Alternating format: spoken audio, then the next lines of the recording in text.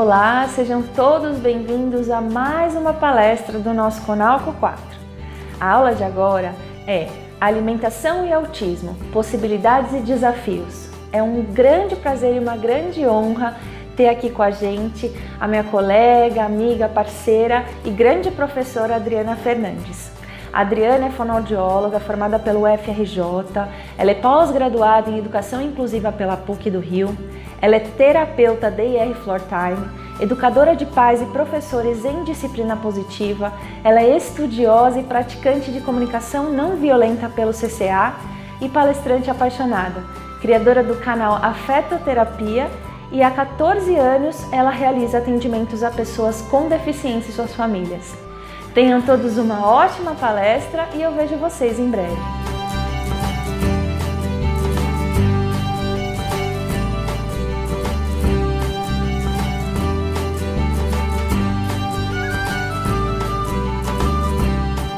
Oi pessoal, bem-vindos ao Conalco, um evento que é tão lindo e tão potente que já está na 4ª edição, cheio de gente bacana, com conteúdo importante.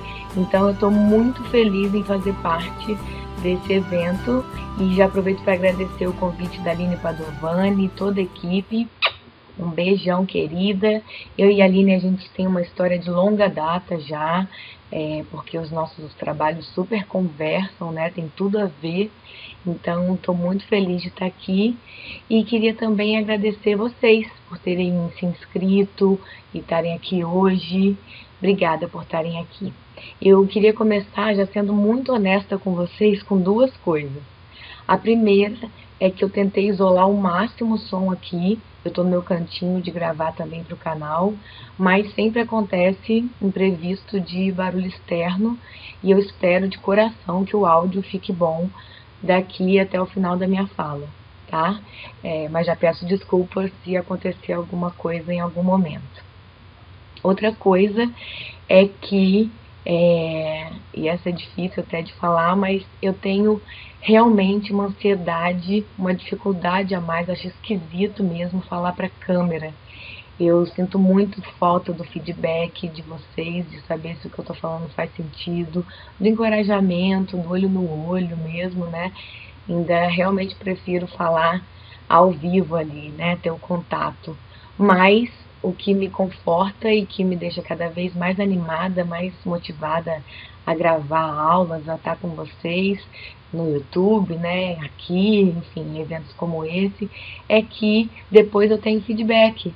Né? Depois vocês comentam lá, me escrevem, e a lindeza do congresso ser nesse formato é que eu estou gravando hoje, a aula vai estar lá num horário específico, mas eu vou estar lá no chat. Então, até aproveitar esse momento para eu me manifestar lá. Eu vou poder conversar com vocês durante a minha fala lá, enquanto vocês estiverem me ouvindo. Então, vai ser gostoso. Então, vou tentar acalmar minha ansiedade aqui, meu coração, para que eu consiga falar tranquilamente agora e a gente conversa depois, enquanto estiver rolando online, tá bom? Mas eu gosto de falar assim porque realmente as emoções influenciam muito na nossa fala, né?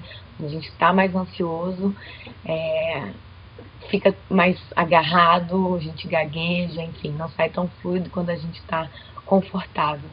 Mas vale muito a pena estar aqui. Eu sou cada vez mais apaixonada por esse veículo de chegar até vocês num clique, que é a internet. Então, que a gente passe um bom tempo juntos aqui hoje.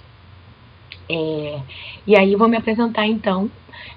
Muito prazer, eu sou a Fono do Afeto. Esse é o meu título que eu mais amo, meu título preferido, que veio do meu trabalho com as minhas famílias. Eu já trabalho com crianças e jovens com deficiência e suas famílias há quase 15 anos. E comecei a formação como fonoaudióloga na UFRJ e depois que me formei, fui trabalhar com mediação escolar. Então fiquei com muita vontade de beber da fonte, de conhecer os estudos da educação, da área da educação. Eu vindo da saúde, né? Estava ali no meio da educação, eu fiquei com vontade de conhecer mais ferramentas para ajudar a criança naquele contexto. E foi muito bom fazer essa pós-graduação em educação inclusiva, porque realmente abriu a mente para um monte de coisa, né? E aí, também nesse processo de querer buscar mais, saber mais coisas para ajudar as crianças e as famílias, eu tive a felicidade de viver uma coisa muito bonita, que foi quando eu, atendendo uma criança, a família começou a fazer um tratamento no DR Floortime, lá nos Estados Unidos, numa clínica, e quando eles estavam indo na segunda vez, eu acho, para lá, eu me convidei para ir com eles, o pai, a mãe e o filho, e eles me deixaram ir, e foi muito bom, porque foi uma experiência muito linda. Se vocês estiverem aí, meus amores, um beijão cheio de gratidão por vocês, porque foi muito bonito por dois aspectos muito importantes que vale eu colocar aqui para vocês hoje.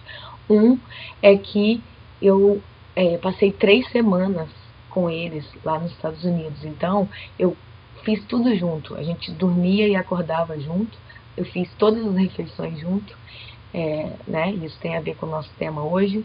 Eu fui a parquinho, né? Momentos de lazer, e eu acompanhei esse tratamento dele por 3 semanas lá, que é outra coisa bonita que me trouxe dessa experiência.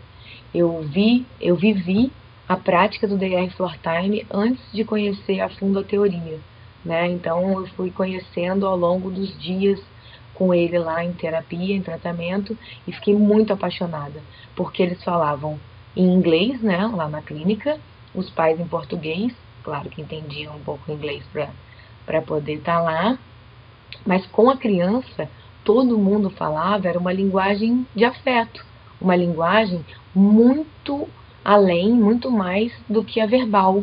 Então, todo mundo usava a linguagem corporal, gestual, do olhar, dessa energia mesmo, desse clima de disponibilidade afetiva, de tô aqui para você, né? E o garoto engajava tanto, ficava tão bem lá, que eu fiquei, gente do céu, e encantada e querendo fazer a formação, né? Foi aí que me deu a motivação, o desejo de também seguir essa linha, de também ser, como os terapeutas lá, o link, a cola entre a criança e a família, né? Realmente ser um instrumento de ligação entre esses dois lados, né? Esses dois pontos da família. E é muito lindo isso, porque é realmente bacana a gente trabalhar isso na gente, enquanto terapeuta, acho muito importante, porque realmente o filho é da família, né? Essa criança é deles.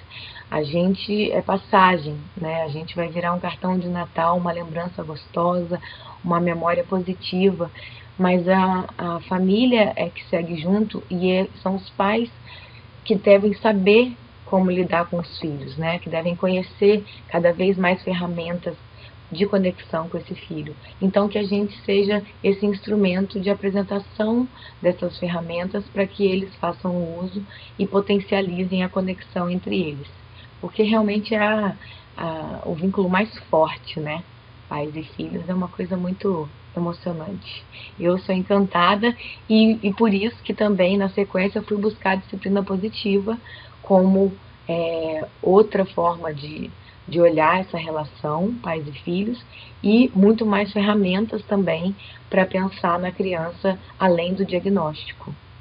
E aproveito, que é um dos objetivos também aqui desse nosso encontro, né, desse congresso, para sugerir uma leitura para vocês desse livro. Espero que esteja para ver qual é o livro, mas como eu vou estar no chat, eu boto a referência para vocês direitinho, tá? Esse livro acabou de sair, eu ainda fico muito feliz de ver ele assim, ainda fico encantada, porque eu fui uma das tradutoras, junto com a Fernanda Lee, minha mentora na disciplina positiva, e a gente traduziu ele no final do ano passado, ele saiu agora no início do ano em português, e ele é um livro que vale muito a pena, tem tudo a ver com o tema de hoje, porque ele trata da disciplina positiva especificamente para as pessoas com deficiência, né? Para as crianças com deficiência e todo mundo que convive com ela. Então tem casos de crianças autistas ali e todo mundo envolvido. Então fala da escola, fala dos terapeutas, fala da família, fala desse ambiente dela e do quanto a gente conhecer essa criança, que é isso que a gente vai conversar bastante hoje, o quanto conhecer as características do diagnóstico e da personalidade da criança, né, que antes do diagnóstico ela é uma criança, faz diferença da gente conseguir conectar com ela e ajudar no desenvolvimento, tá? Então já fica uma dica de leitura para vocês, de base. E ultimamente eu venho estudando a comunicação não violenta, que é uma linha linda, eu fiz através do curso da comunicação, Caminho da Comunicação Autêntica, da Carolina Nalon, também super recomendo, e realmente também abriu ainda mais o meu olho, né, o meu coração, para a importância da gente exercitar a empatia e a compaixão, né?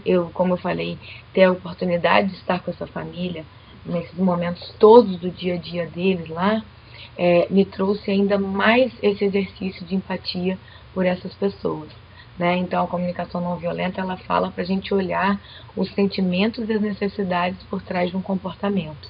Então, como vocês vão ver no papo hoje, tem tudo a ver com o que a gente vai falar, tem tudo a ver com o que eu penso, com o que eu sinto e com o que eu coloco, para finalizar o meu mini currículo aqui, no meu projeto Afetoterapia, que eu lancei em 2015 como canal no YouTube, eu também estou no Facebook, Instagram, é lá que eu compartilho todas essas ideias, todas as minhas impressões, sensações e reflexões acerca do convívio com a pessoa com deficiência, mais especificamente com autistas, porque desde o meu início da carreira, né, foi quem eu escolhi me dedicar, e é delas que a gente vai conversar hoje um pouquinho mais a fundo, tá bom?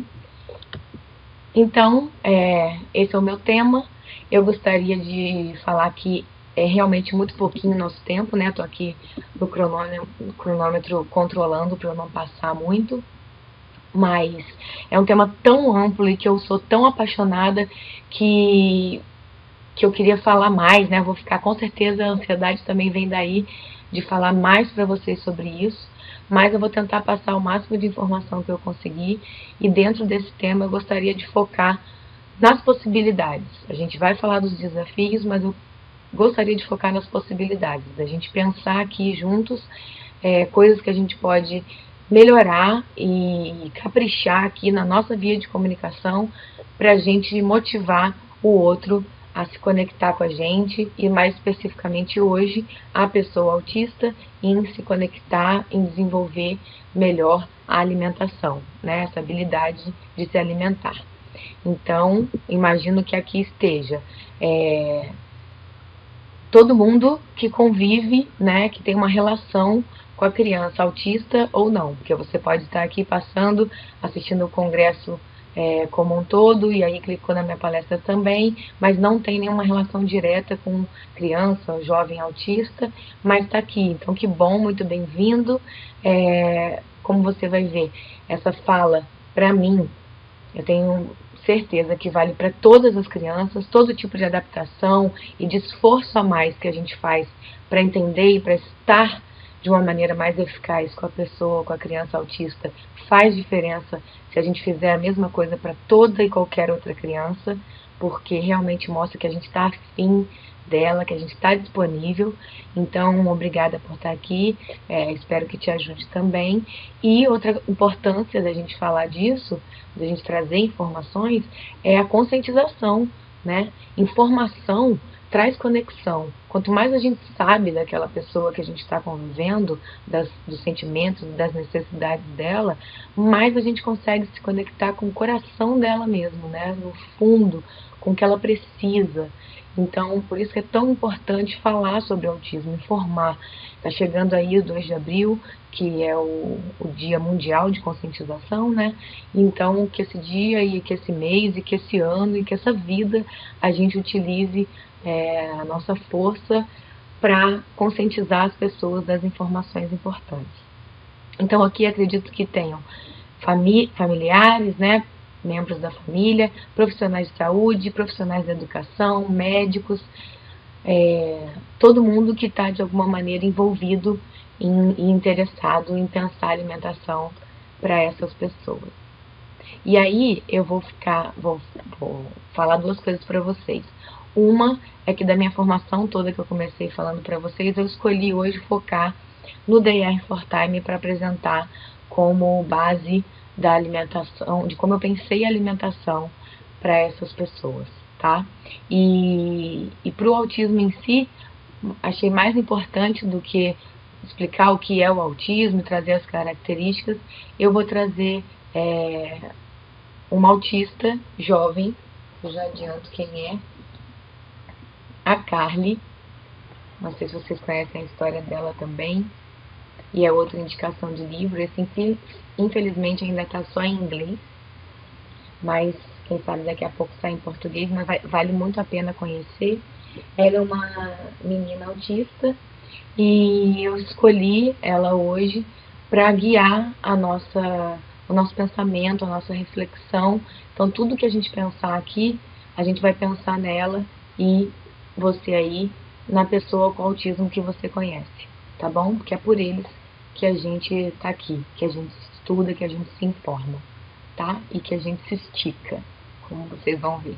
Então, vamos ouvir esses pequenos que, na verdade, eles têm TDAH, né? É um vídeo de internet, mas como TDAH, que é a hiperatividade, desatenção, são comorbidades do autismo, podem vir associadas, e geralmente as pessoas com autismo têm uma agitação corporal, como a gente vai conversar, e eu achei importante colocar a fala deles aqui. Primeiro porque me emociona muito, como eu falei para vocês, eu gosto muito de ouvir, abrir a minha escuta para as pessoas que estão passando pela situação que eu quero ajudar, e porque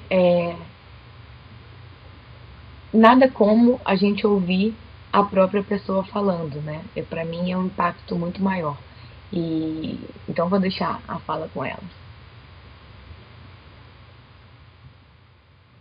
Dear teacher, I know it doesn't always seem like it, but I really do want to listen and learn. It's just my brain is kinda different. So this is what I'd like you to know about me. I have to move, or I really can't pay attention. Even though I'm not looking at you, I can still listen to what you're saying.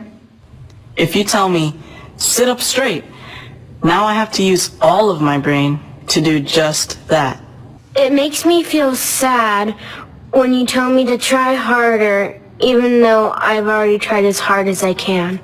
I actually listen better when I'm rocking in my chair. When you give me a bunch of directions, I start to think I will never remember all of this.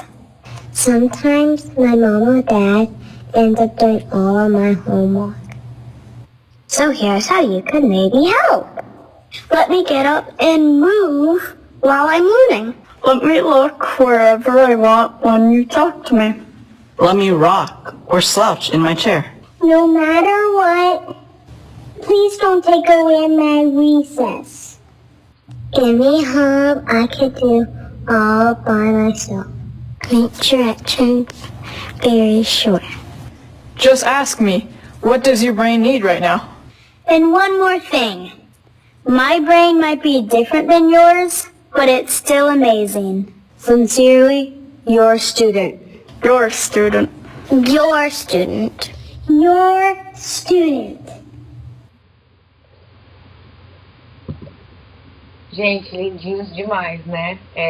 Assim como eles falaram, seu aluno, que você também ouça seu filho, seu paciente, seu cliente, sua criança, né? E que te toque profundamente a fala deles, porque realmente vem do que eles precisam, do que eles sentem, né? E claro que eles falaram em dever de casa, é um vídeo direcionado para professores, né?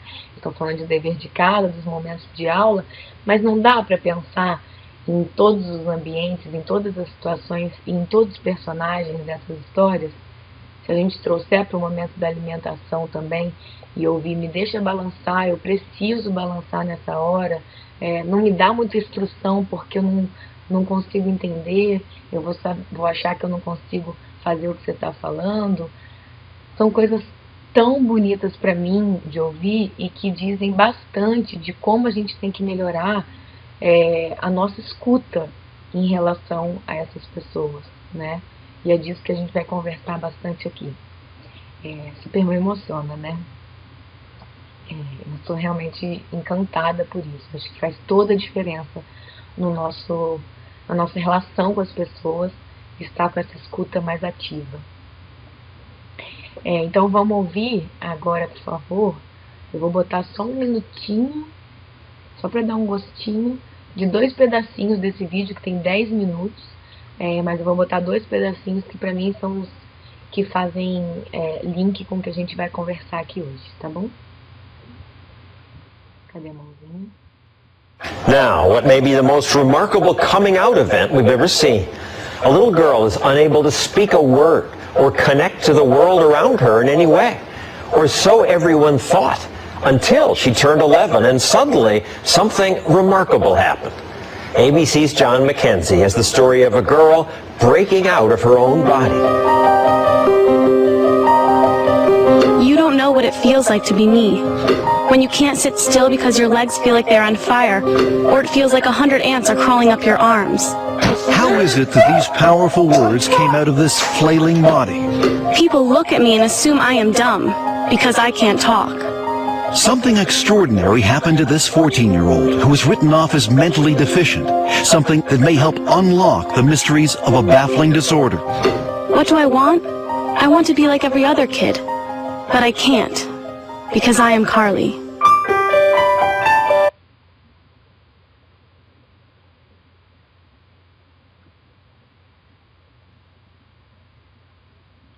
Like a puppet. Carly has been very clear that she sees herself as a normal child, locked in a body that does things that she has no control over. Side by side with her twin sister Taryn, it would be easy to dismiss Carly as intellectually challenged. That is, until you ask her a question. Carly, why do autistic kids cover their ears, flap their hands, hum, and rock? It's a way for us to drown out all sensory input that overloads us all at once. We create output to block out input. Carly's brain, unlike most people's, is overwhelmed by the senses of sight and sound, taste and smell. Our brains are wired differently. We take in many sounds and conversations at once. I take over 1,000 pictures of a person's face when I look at them. That's why we have a hard time looking at people. The one thing she can control. Muito bonita a história da Carly. Como eu mostrei, existe já o livro que ela escreveu junto com o pai, né? Porque agora ela se comunica através da escrita. Ela achou esse caminho para se comunicar. E então tem o livro para vocês conhecerem. E eu botei aqui como referência para vocês assistirem esse vídeo todo. Eu não botei aqui porque ele tem 10 minutos, né? Então vale a pena você também ouvir e assistir depois com calma, porque fala a história dela desde pequenininha, tem uns detalhes bem importantes. Mas aqui eu quis destacar para vocês, para a gente conseguir ajustar nossas lentes, né, na perspectiva da Carly, algumas falas dela bastante importantes, né? Então, o autismo tem me trancado em um corpo que eu não posso controlar. Se eu não bater a cabeça, parece que meu corpo vai explodir. Conheça-me antes de me julgar. E o pai dela também fala, parei de olhar para ela como uma pessoa incapaz e comecei a olhá-la como uma adolescente autista. E uma terapeuta também comentou, há muito mais acontecendo dentro dela do que sabemos. Então, o nosso papo hoje, amores, e eu já aproveito também para falar que eu ia falar no começo, mas esqueci, mas ainda vale, né? Ainda está valendo. Não sei se você veio atraído por esse tema, pensando que eu talvez falasse de dietas, alergias, intolerância alimentar no autismo. E não é disso que eu vou falar hoje, né? porque não é um assunto que eu domino, então eu não fico confortável de apresentar ele para vocês. Eu faço minhas próprias pesquisas, eu já sei um pouco sobre isso, tem uma importância grande, mas para eu falar para vocês, eu prefiro falar do que eu tenho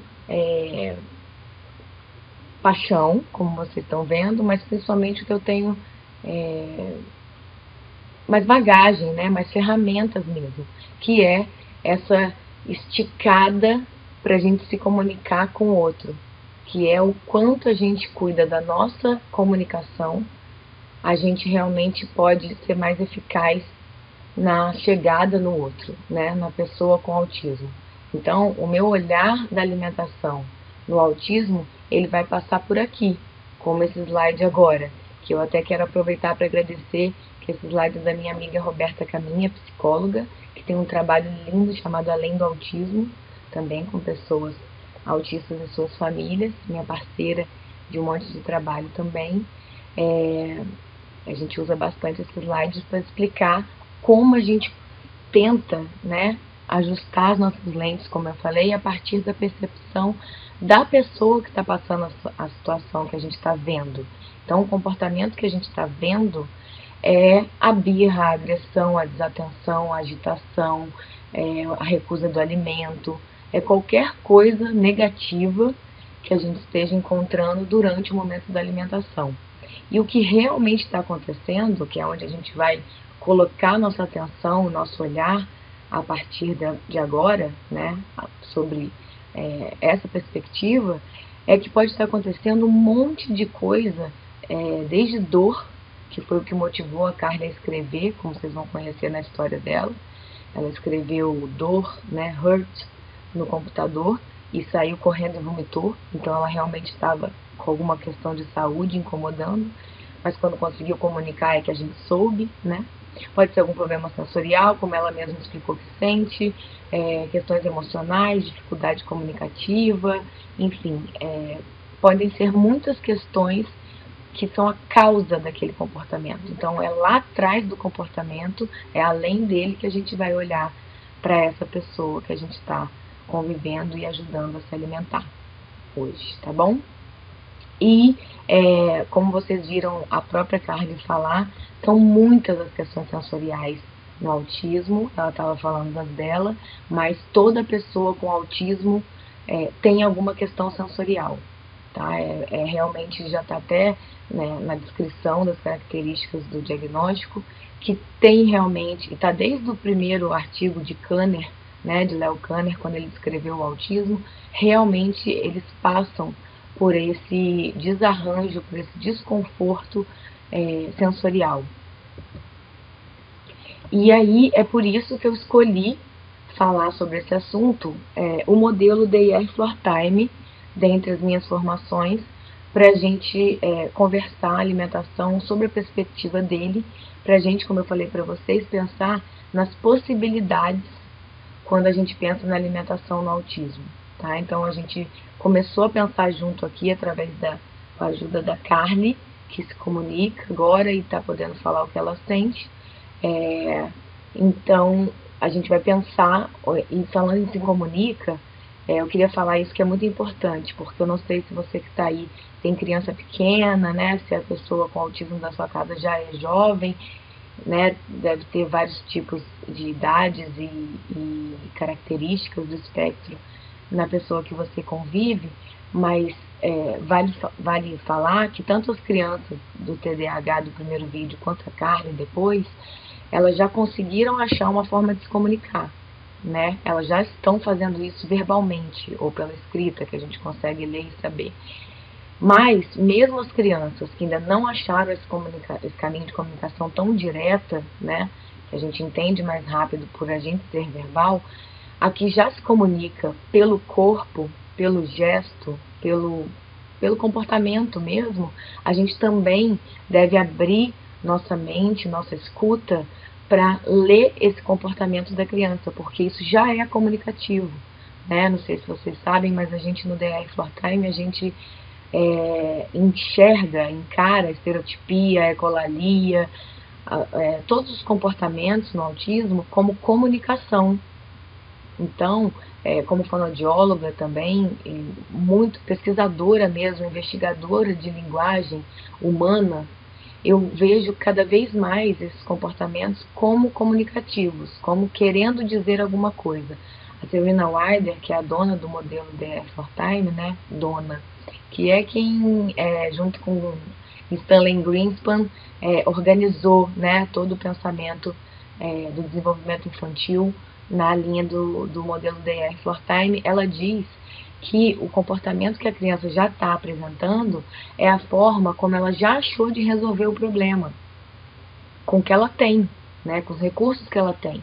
Então a gente precisa validar essa forma que ela já encontrou de resolver e, claro, desafiar ela para conseguir uma forma mais social, mais elaborada, mas já validar o que ela já tem, né? E só mais uma parte aqui, indicar 2 livros em relação ao DR for Time.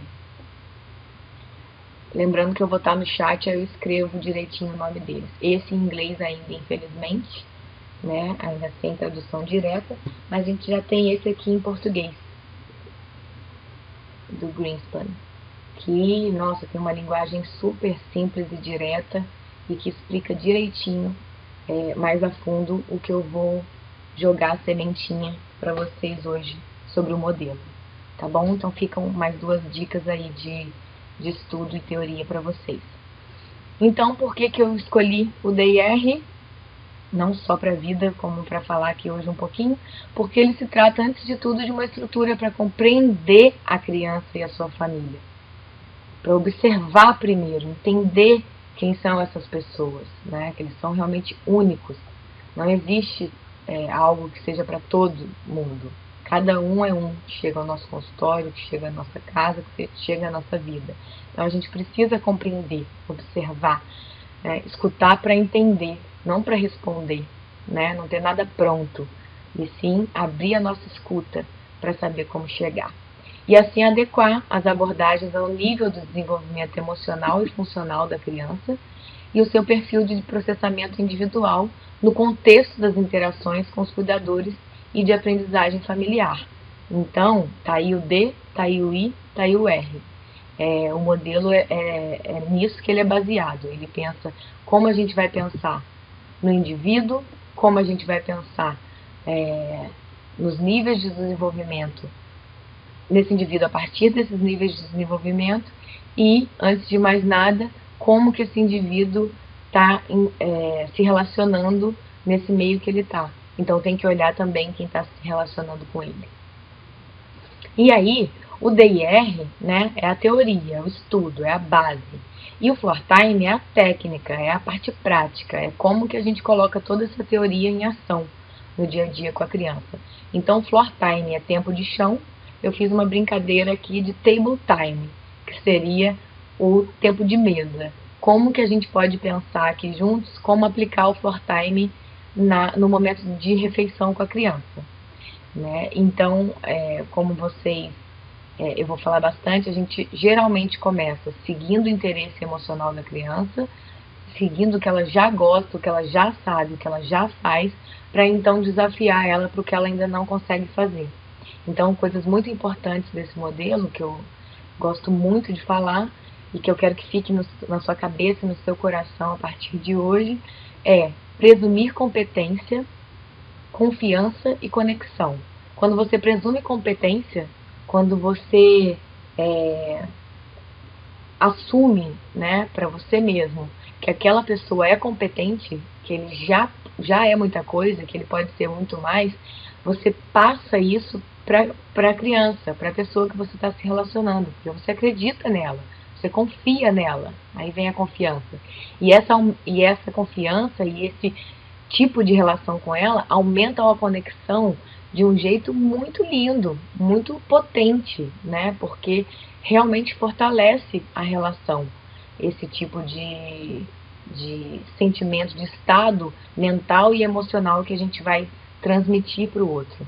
Então, é sobre isso que o DIR se trata. E assim como o pai da Carly falou, né? Quando ela começou a se comunicar, né? Quando eu consegui entender o que ela precisa e sente, eu passei a olhar ela não como uma pessoa incapaz, mas como uma pessoa uma adolescente autista, né? É outro olhar, né? Você ser olhado como incapaz, como não consegue, ruim, né? Então vamos ver se a gente trabalhar e observar como a gente está falando com essas pessoas, para ver se a gente lá no fundo não está passando essa impressão, né? E aí virar essa chave e passar a mensagem de que eu acredito em você sim, vambora, eu vou te ajudar, vou te dar as ferramentas e você vai conseguir, tá? Eu amo esse assunto. Então, vamos entrar no D. Quando eu falar aqui de cada nível de desenvolvimento, vocês pensem ele assim, numa pirâmide, como sendo os primeiros a base, né? Para ganhar força, para que os próximos mais complexos venham com mais substância, com mais força mesmo. E o desenvolvimento através do DA e Floor Time, ele se dá da seguinte maneira. Em nível 1, ele trata-se de atenção e regulação. Então é a gente pensar durante o momento da alimentação. E aí eu trago também uma referência da disciplina positiva, né? Que todo erro seja uma oportunidade de aprendizado. Então, que todo momento de alimentação a gente encare como, oba, agora eu vou ensinar alguma coisa para minha criança. Agora eu vou ajudar meu jovem a superar alguma coisa que não está fácil para ele, que está difícil, algum desafio. Tá? Então isso também faz diferença no nosso estado mental para se relacionar com eles. A gente realmente está encarando o momento da alimentação como algo positivo, como algo que, nossa, é difícil, ele está passando por um monte de coisa, de restrição, de comportamento nessa hora, que me desafiam, mas eu vou encarar isso como um momento de ensinar alguma coisa para ele. Então, a gente vai chegar lá no R, né?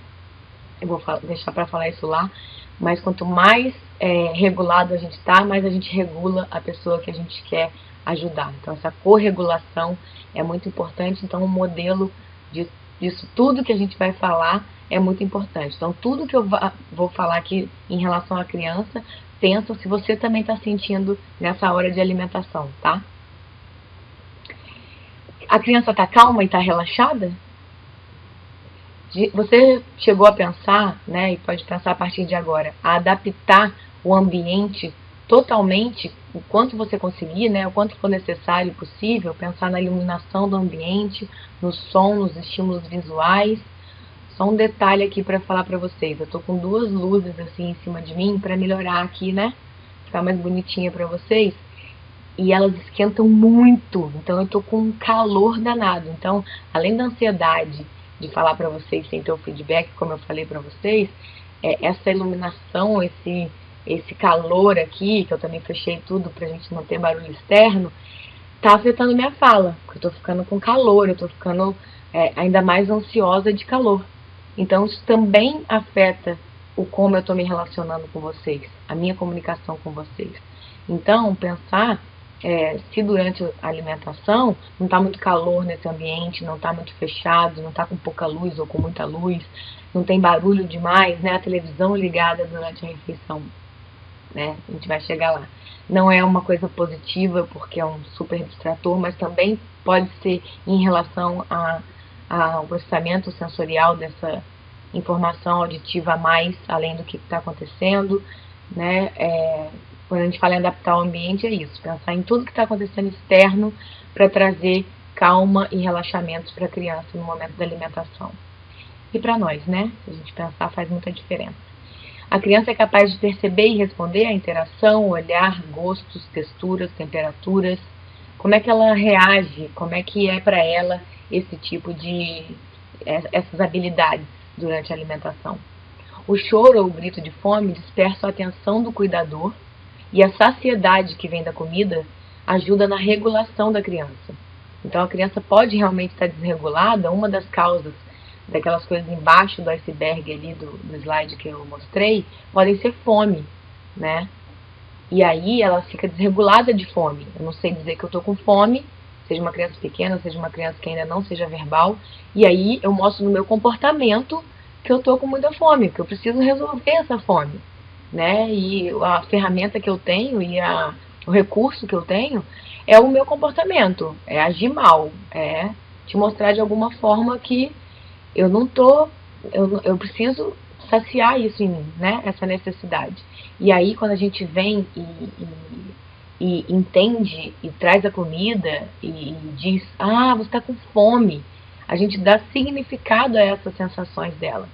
E aí mais pra frente ela pode usar tô com fome, para dizer que tá com fome, ou ela pode já buscar você mais rápido, porque sabe que você entende quando ela faz aquele comportamento, o que quer dizer. Então é bem bonito a gente ficar ligado aos sinais da criança de comunicação. Despertar na criança interesse em explorar e descobrir as coisas no mundo. Encorajar a criança a explorar as propriedades sensoriais dos alimentos, explorarem novidades juntos, construir conhecimento a partir da curiosidade da criança. O compartilhar de atenção. Comerem juntos sempre que possível, dando modelo ao sentar-se em frente da criança. Faz muita diferença sentar em frente, amores. Muita, tá? Porque modelo, o olho no olho, é a criança poder processar você todo e não só a mão que está vindo para alimentar ou para entregar o alimento, né? Porque pensa do ponto de vista dela. Se ela ainda está processando as informações, só uma mão chegando com o alimento é uma coisa picada, né? É parte de um todo. Mas a mãe de frente, o pai de frente, o terapeuta, a criança consegue processar toda a informação. Então vale para os momentos que não são de alimentação também. Tenha certeza que você está se mostrando por inteiro para a criança, né? Que ela está entendendo todo o contexto sensorial das informações. Seguir o interesse dela antes de propor algo novo sempre, porque se a criança come arroz, feijão e carninha e você quer apresentar legumes, né, para aumentar essa variedade de alimentos aí, mantém o arroz, feijão e a carninha e põe o elemento novo, tá? Nunca põe um prato totalmente novo na frente da criança, né? Para a criança experimentar. Traz o conforto do que ela já conhece junto, para que ela consiga ficar calma, né? Baixar a expectativa e saber que tem um suporte do que ela já conhece e ficar mais aberta para explorar a novidade com você. Crianças aprendem muito observando os outros comerem, o que, quando, como, com que velocidade, como se sentir em relação à comida. Você também, vamos pensar na nossa alimentação, você também é um bom modelo de pessoa que se alimenta bem, né? A gente está se alimentando num ritmo bom, numa quantidade bacana, numa expressão boa, está concentrado na alimentação ou está também focado na TV, no celular. Tudo isso faz muita diferença, amores, porque o quanto de atenção que você dá para a comida é modelo do quanto de atenção você quer que a criança dê também, né? Então, se você quer que a criança dê uma atenção total à comida, que ela consiga sentar, ficar parada no momento da alimentação e focar no que ela está fazendo, presta atenção se você está fazendo isso também, tá? Na sua hora de se alimentar, na sua via, para ser o modelo bom para ela para isso. Ajudar a criança a se acalmar, se regular e assimilar o mundo. Tem tudo a ver com o que a gente está falando, né? Faz parte a gente entender, faz parte de entender o que ela está passando, do que ela está precisando, ajudar ela a se acalmar também quando ela sente algo desconfortável. Cuidadosamente observar suas indicações de sinais de estresse, observar suas reações sensoriais, com certeza, e tornar a alimentação prazerosa.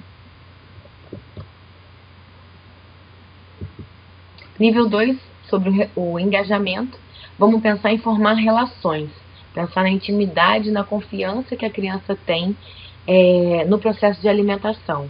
Gente, é muita responsabilidade, né? Alimentar uma criança e ser responsável por isso, né? Em outro ser humano.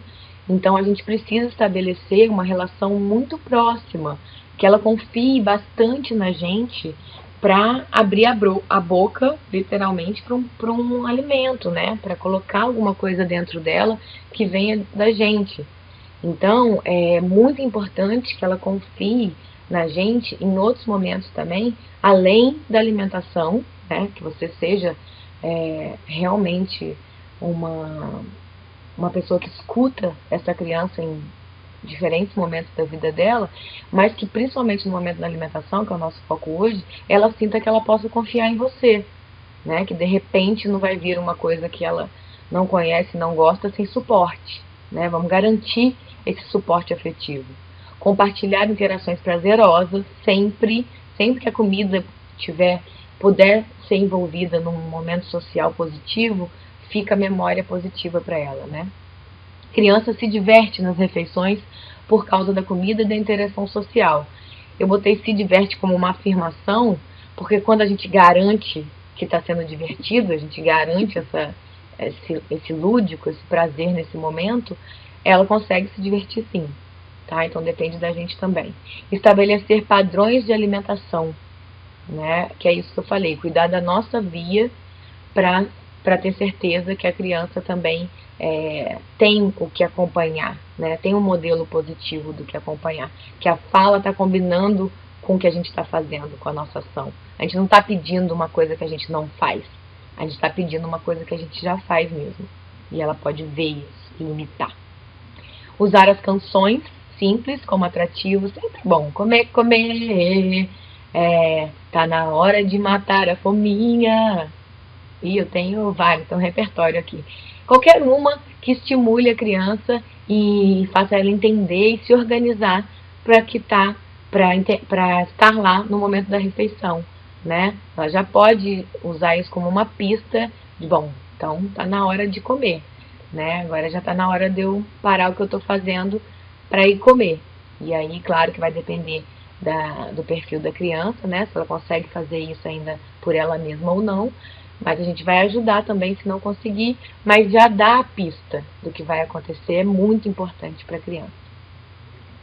E a importância da rotina familiar, que também entra aí, né? Quando a criança já tem previsível o que acontece na vida dela, em relação à alimentação, ela consegue regular essas necessidades, essas sensações internas dela também, porque ela sabe quando vai ser saciada em relação a fome ou outra necessidade, então ela já consegue regular melhor o emocional dela, as sensações em relação a essa necessidade.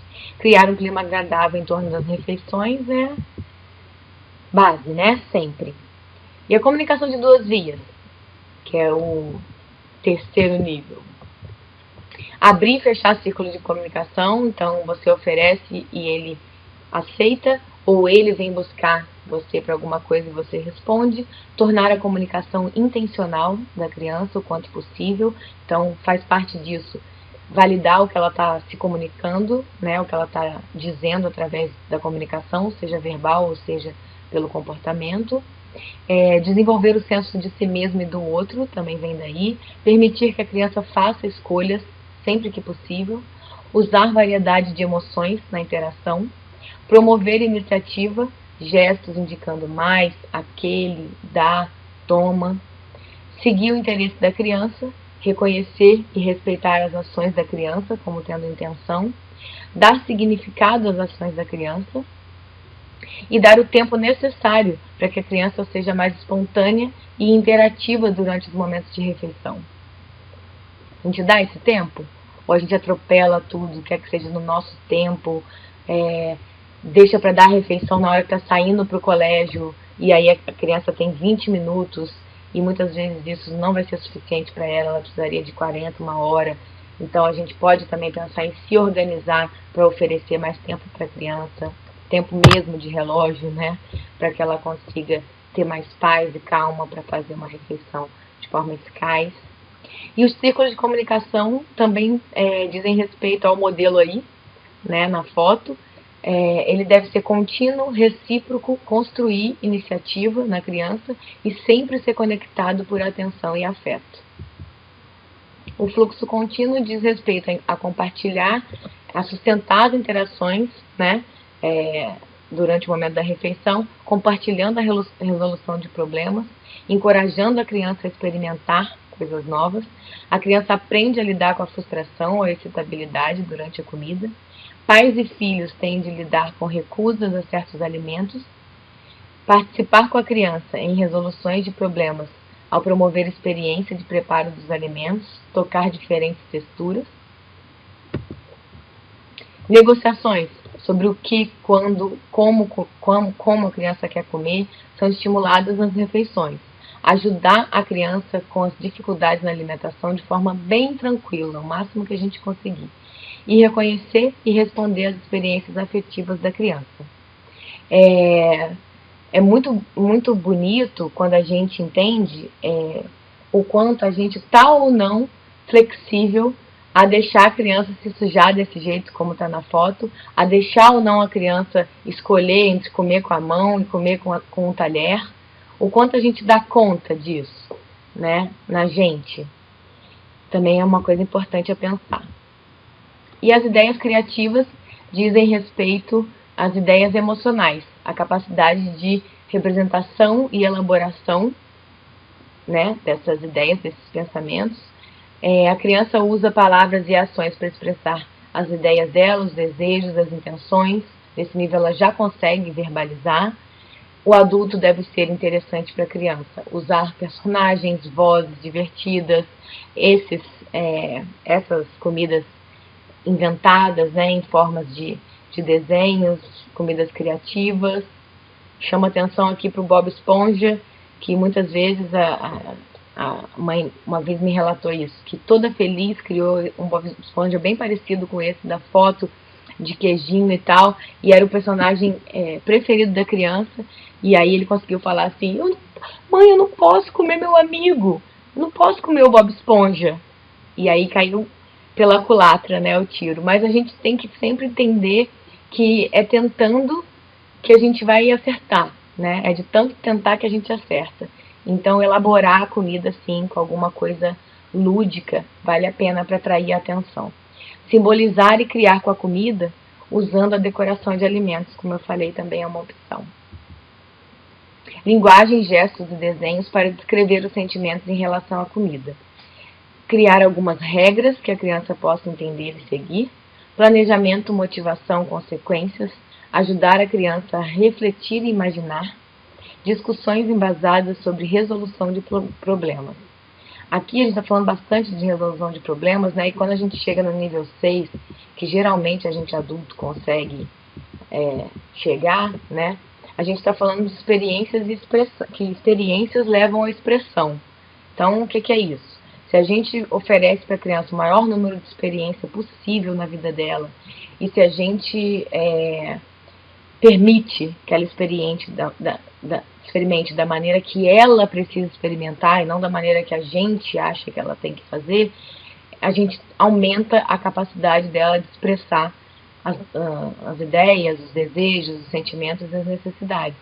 Então, como a gente quer pensar nessa criança individualmente como um outro ser único, né, com seus próprios sentimentos e necessidades, a gente vai olhar o I do DIR, que diz respeito descreve formas de base biológica que cada criança recebe, regula, responde e compreende as sensações do mundo externo.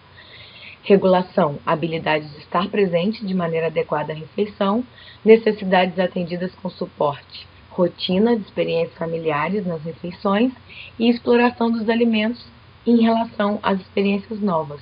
E claro, a gente sempre vai pensar como que está essa autonomia da criança. E aqui eu acho muito importante, como a gente começou e foi convidado a pensar pela Carmen, né, e começou a nossa reflexão por aí, a gente pensar no sistema sensorial, quando a gente fala em diferenças individuais, né, a habilidade da criança de organizar suas sensações e, consequentemente, seu comportamento para participar da alimentação. Então, em relação ao visual, todas as comidas da mesma cor e mesma aparência influenciam negativamente. Olha a diferença de um prato em cima e um prato embaixo, né? Essa mesma cor aí tá zero atrativo até para mim. E embaixo super colorido, não precisa, como a gente falou, não precisa ser um palhaço, não precisa inventar tão ludicamente assim, mas uma variedade de cores sempre costuma atrair melhor. Anterior à exploração tátil e gustativa, a visão interpreta a comida. Então, quando a gente começa a comer com o olho, né? Assim que a gente fala. Então a gente precisa elaborar como apresenta visualmente a comida para a criança, para poder isso ser também uma forma dela chegar e se interessar pelo alimento.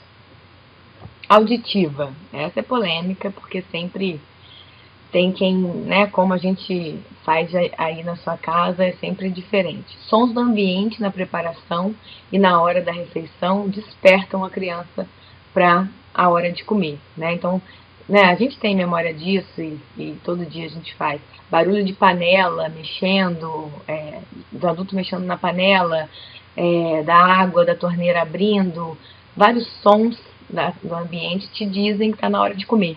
Então é nisso que a gente tem que pensar se também a gente está dando pista boa com os barulhos na hora da refeição. É um bom caminho.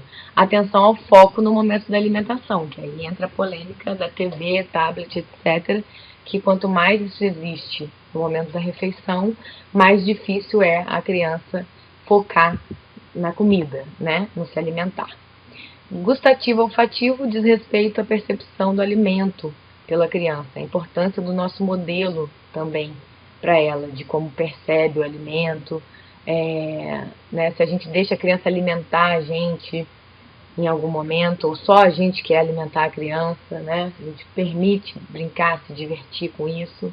Aceitação ou recusa dos sabores dos adultos, né, comida de criança, mas depois a gente vai adaptando ela para comer a nossa comida. E como é essa passagem, né? Como a gente está fazendo essa transição e como ela recebe também, né? A gente tem que observar. O tátil diz respeito à textura dos alimentos, a exploração da comida começar pelas mãos e a habilidade de pinça na utilização dos talheres, né? Tudo isso a gente trabalha ativando o sistema tátil.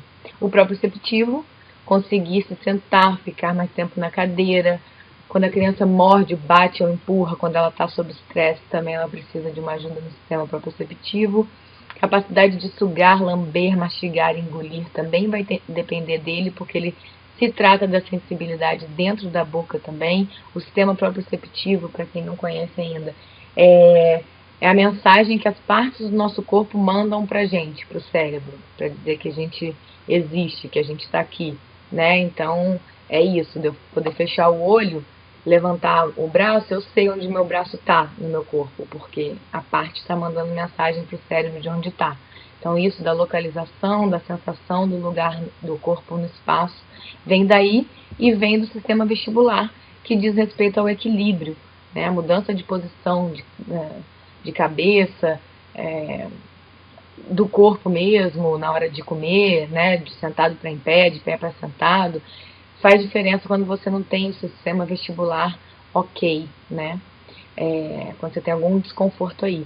E entra também o equilíbrio, a postura, o tônus contra a gravidade e o lugar da pessoa no espaço também, como a gente falou, é interferido por esse sistema. Então, isso tudo a gente conversou porque o estímulo ambiental e a motivação para agir nesse ambiente, eles têm que estar em equilíbrio, né? Ele tem que realmente estar de uma forma em que a pessoa esteja bem para agir nesse ambiente internamente. Isso vai depender realmente de como está esse processamento sensorial das informações por ela e do próprio ambiente em si. Então, como a gente é o ambiente, vamos cuidar dessa outra ponta para garantir que a outra responda de uma forma diferente e melhor, tá? Então, do nascimento ao fim da vida, a gente está em constante adaptação, inclusive em relação aos nossos hábitos alimentares.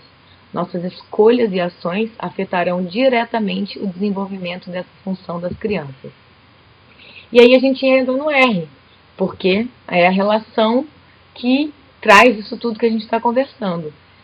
No R, o R descreve as relações de aprendizado com os cuidadores, educadores, terapeutas, colegas, e estes devem adaptar a forma das suas interações de acordo com a diferença individual e o nível de desenvolvimento da criança, permitindo assim a consolidação da base do desenvolvimento. É o que a gente conversou. A gente precisa conhecer a necessidade, o sentimento do outro para conseguir se conectar melhor com isso. Então, ele já vem com um monte de coisa dele, né, inata, transcrita geneticamente no cérebro, e através das experiências interpessoais dele no mundo, das relações, ele vai criar os padrões afetivos mais complexos e diferenciados quando ele for adulto. Eu estou gaguejando e fiquei um pouco mais ansiosa porque eu estou olhando o tempo e sei que a gente já tem que encerrar, né? Então, também influencia a nossa comunicação essa ansiedade do tempo. E aí, a gente vai então precisar do que está nele, do que está no ambiente para formar o padrão. E como eu falei, a gente é o ambiente. Então vamos cuidar de melhorar o nosso ambiente, como a gente se relaciona com ele, para ele conseguir mudar, ter motivação para mudar o que está difícil dentro dele. Então o afeto é o centro da aprendizagem, relacionamentos são veículos para criar interações de aprendizagem, reciprocidade afetiva concede à criança encontrar significado e experiências simbólicas. Sou apaixonada pelo afeto. Acho que o afeto é o caminho mesmo. Através da relação estabelecida com o médico, terapeuta e escola, a família tem a possibilidade de corrigir padrões emocionais e de conduta disfuncionais da criança e dela própria. Toda abordagem de tratamento ou ensino deve ter a empatia e a disponibilidade afetiva como base. Como eu falei para vocês, a gente está conversando esse tempo todo, né? O quanto você se estica para chegar no outro vai fazer diferença na resposta dele para você, né? Então, em relação à alimentação, é a mesma coisa. E aí eu quero fechar minha fala com a própria Carly. Vamos acompanhar um vídeo dela, feito bem mais tarde, com o pai dela, super profissional e lindo. E como está em inglês, eu vou ser a voz dela em português, tá bom?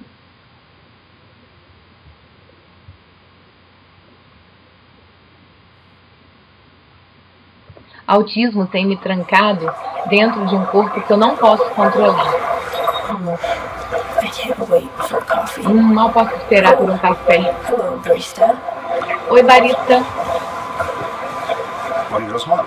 O que vocês querem? Chocolate quente. Chocolate quente. Suco de laranja. Não, pai, eu quero café. Chocolate quente. Ótimo. So, I just thinking of going to Sarah Center. Can you get me a ride? Yeah, sure. Are you cool with taking your sister? Yeah. Wait. What? I have my own plane. A irmã pediu pra ir na... Deixa eu parar aqui que foi muita fala, né? A irmã pediu pra ir na casa de uma amiga, se ele dava carona. E ele falou assim, claro, mas você se incomoda de levar a sua irmã? E aí a Carly fala, quê? Eu tinha meus próprios planos.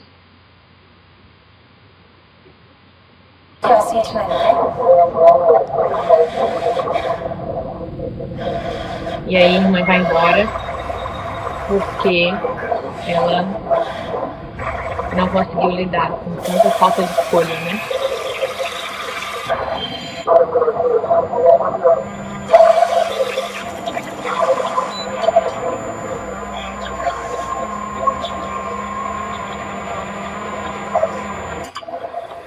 How can I help? Como eu posso te ajudar?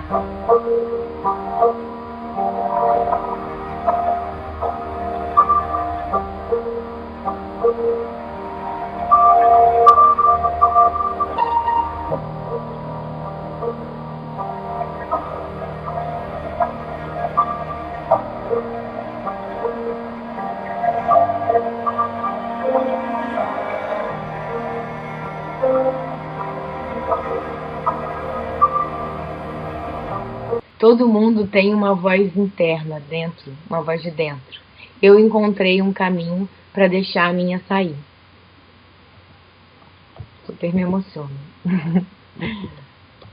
É assim, meus amores, que eu encerro o nosso encontro de hoje, pelos olhos, pelas lentes da própria Carly, né? Acho que esse vídeo que eles fizeram foi muito bom para a gente perceber que a alimentação para a pessoa autista, ela é muito mais do que botar o alimento na boca, engolir, ingerir e tal. Ela envolve um monte de processo externo, interno e envolve as pessoas, envolve a interação social, envolve as escolhas, envolve desejos, ideias, sentimentos, necessidades. É muito amplo esse assunto, né? E é muito interessante a gente saber e conhecer, e essa foi a ideia da nossa conversa hoje, o ponto de vista da pessoa autista, da criança, do jovem. Então, todo mundo que está aqui, todo mundo que está envolvido com essas pessoas, tem uma responsabilidade grandona de ouvir melhor, de conseguir oferecer maneiras que ela se comunique e mostre para a gente o que ela realmente sente e precisa. Então, a afetoterapia é isso. É muito mais do que o afeto, carinho, contato. É sobre afetar e ser afetado. Sobre a nossa responsabilidade, quando a gente convive com essas pessoas, de trazer muito mais potencial de dentro para fora. É muito lindo isso. Eu espero que é isso que tenha ficado no seu coração hoje, depois dessa conversa. Muito obrigada. Pode me procurar nas redes, para a gente conversar mais sobre isso, sobre o que mais vocês acharem que eu posso contribuir. E um beijão da Adri.